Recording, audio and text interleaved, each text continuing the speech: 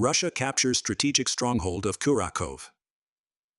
Yesterday, January 6, Russia announced a significant breakthrough in eastern Ukraine, stating that its forces had captured the critical logistical hub of Kurakhove.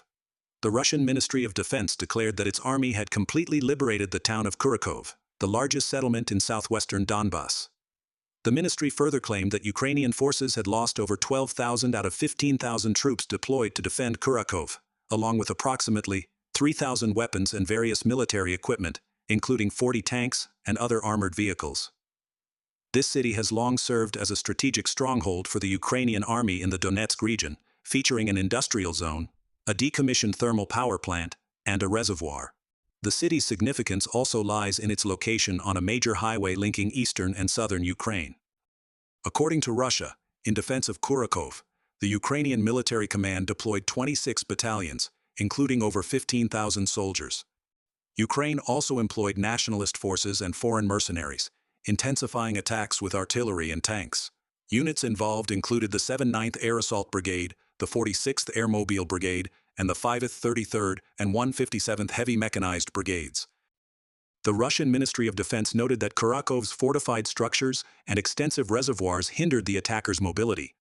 However, capturing this critical city marks a significant step forward, enabling Russia to operate more freely in the area and accelerating its control over Donetsk territory. On the Ukrainian side, officials have denied losing Kurakhove. A Ukrainian military officer stated that Russia's victory claim was premature. As of this morning, battles are still ongoing within the city's boundaries. Nevertheless, some independent confirmations of Russia's breakthrough via Western media have been confirmed. AP and other regional sources reported that Russian forces advanced into the center of Kurakhove in mid-December, encircling nearly the entire city from the north, east, and south, raising the Russian flag over the city's administrative headquarters. The Deep State Channel, closely linked to Ukraine's Ministry of Defense, also confirmed that Russian forces had taken control of Kurakhove.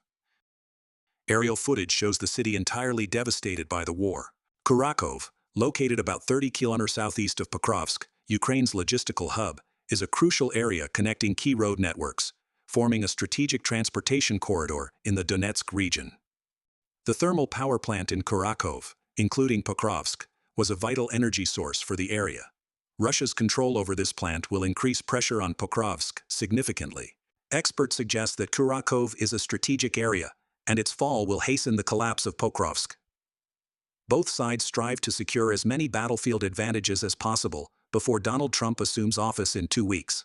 The capture of Kurakhove is considered a decisive victory that would provide Russia with significant leverage in any potential ceasefire negotiations under the new administration.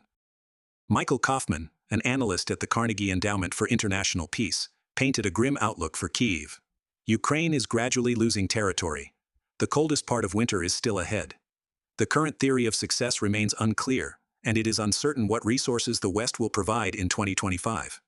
Meanwhile, the Washington Post bitterly acknowledged, Ukraine is in an increasingly dire state as Russia captures territory at the fastest rate since the invasion began.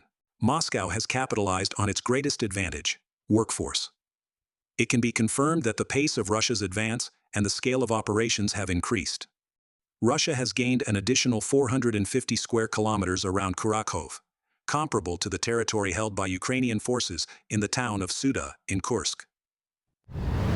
Kyiv silently covers up defeat after Kursk counteroffensive failure.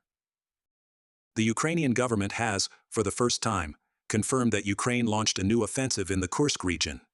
The head of the Ukrainian presidential office, Andriy Yermak, wrote an optimistic message on Sunday, January 5, stating that Ukraine's latest attack had been successful. Kursk region, good news, Russia is getting what it deserves. By the end of yesterday, all official comments had ceased. Even internal Ukrainian sources reported that Ukrainian forces suffered heavy losses in the Kursk region and were forced to retreat to their original positions. General Syrskyi requested the presidential office to suppress any information about this failure to avoid disrupting the military's ongoing efforts to showcase strength before Trump's inauguration. Internal Ukrainian sources also revealed that British intelligence and Ukraine's Defense Intelligence Directorate received information indicating that the Kremlin intends to fully liberate Kursk before beginning negotiations with Trump. As a result, Ukrainian forces decided to launch a series of operations to hinder Russia's plans, aiming to demonstrate to the West that they could still initiate new offensives. Additionally, General Syrskyi promised President Zelensky to hold on to the Russian territory under their control at all costs. This explains why the Ukrainian army attempted a second counteroffensive yesterday, but was forced to withdraw again. There are also claims that the Russians themselves spread such rumors to lure the Ukrainian army into traps, thereby depleting Kyiv's already scarce workforce and equipment. Today, Russia released numerous videos showing significant Ukrainian losses in personnel and equipment. Although the military objectives of Ukraine's latest offensive remain unclear, their political goals are somewhat more apparent. The Kyiv administration hoped to achieve some success in Kursk and report progress, as Trump's future envoy, General Keith Kellogg, was expected to visit Ukraine in just one day. Unfortunately, Reuters reported today, January 7th, that this envoy's trip to Kyiv has been postponed until after Trump's inauguration. Increasing details about this ill-fated counteroffensive continue to emerge. The attack was not as surprising for the Russians as the Kyiv administration had hoped. Military experts on both sides have recently written extensively about Kyiv's preparations to halt Russia's advance toward the Sumy region, where Ukraine's reserves are stationed. For the Trump administration, Ukraine's plan to attack the Kursk region represented another escalation before his inauguration, seemingly greenlit by the outgoing Biden administration. In recent weeks, President Biden significantly accelerated allocating remaining military aid to Kyiv. Previously, aid packages ranged between $200 million to $300 million. Now, the smallest package amounts to $1 billion. Secretary of State Blinken voiced support for Ukraine's new offensives in the Kursk area. Blinken stated, "Ukraine's position in Kursk is crucial because it holds significant importance for any negotiations that may take place next year." The White House has made no effort to conceal that it is trying to bolster Kyiv's position for negotiations that Trump intends to begin after his inauguration. Ukraine's government has repeatedly emphasized the importance of maintaining its foothold in the Kursk area, and has named it a strong card in negotiations with Russia. For example, Kyiv hopes to leverage it to reclaim part of the territory occupied by Russia, such as the Zaporizhzhia nuclear power plant.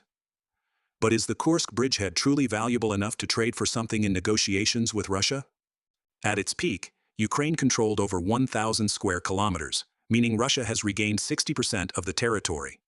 By November, Russia had reclaimed more than 40% of this land. By the end of 2024, Russian forces had advanced on Ukrainian soil at a rate of 500–600 square kilometers per month.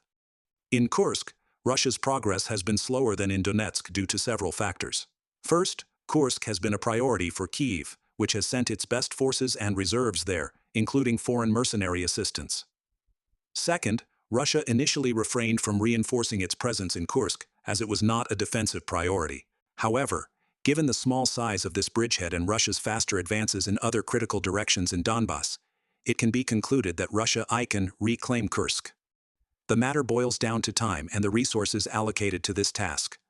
This means if Russia bolsters its forces in Kursk to levels similar to those at Kurakhove, its advance in Kursk could accelerate significantly. This suggests it is doubtful that President Putin would compromise and trade part of the Russian-held territory for Kursk. Most likely, the Kremlin will demand the unconditional withdrawal of Ukrainian forces from Kursk. In this scenario, Kursk may not play a central role in the negotiations. For the Kursk bridgehead to become a genuinely significant trump card, Kyiv would need to capture far more Russian territory, posing a substantial threat to Moscow. For instance, Ukraine would need to seize Kursk or areas like Belgorod, Bryansk, or the Kursk nuclear power plant. However, such achievements appear almost impossible.